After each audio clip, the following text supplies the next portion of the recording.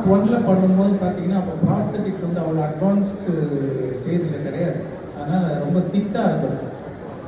முதல்ல பார்க்கும்போது கமல் சார் மாதிரி தெரியலையே அப்படிங்கிற மாதிரி ஒரு ஃபீலிங்லாம் இருந்தது. ஆனால் இந்த வாட்டி I want to see the actor move அப்படின்னு சொல்லி அந்த லெகசி கம்பெனியில் சொல்லி இப்போ இன்னும் அட்வான்ஸ் ஆனதுனால அந்த மேக்கப் இன்னும் கொஞ்சம் தின் ஆனதுனால நீங்கள் இன்னும் கமல் சார் நிறைய பார்க்கலாம். பார்ட் ஒன்னோட அந்த கமல் சார் அந்த ஆக்டரை நீங்கள் வந்து கிளியராக பார்க்க முடியும். அது ஒரு பெரிய டிஃப்ரென்ஸ் நீங்கள் இந்த படத்தில் பார்ப்பீங்க.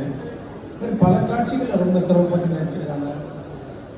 என்ன ஆடியோ ஃபங்க்ஷனில் சொன்ன மாதிரி ஒரு சீன் 4 நாள் ரோப்லேயே தூங்கி நடித்தாங்க. அதாவது ஒரு சீனை வந்து ஒரு ஷாட் ரோப்பில் இருக்கும், 2 ஷாட் ரோப்பில் இருக்கும். ஆனால் காலையில் வந்து ஈவினிங் பேக்கப் ஆகிற வரைக்கும் ரோப்லேயே தான் தூங்கணும். அது மாதிரி 4 நாள் ரோப்பில் தூங்கி நடித்தாங்க. ப்ராஸ்தட்டிக்ஸ், மேக்கப்பு, வேறு ஒரு மொழி பஞ்சாபியில் பேசணும், நடி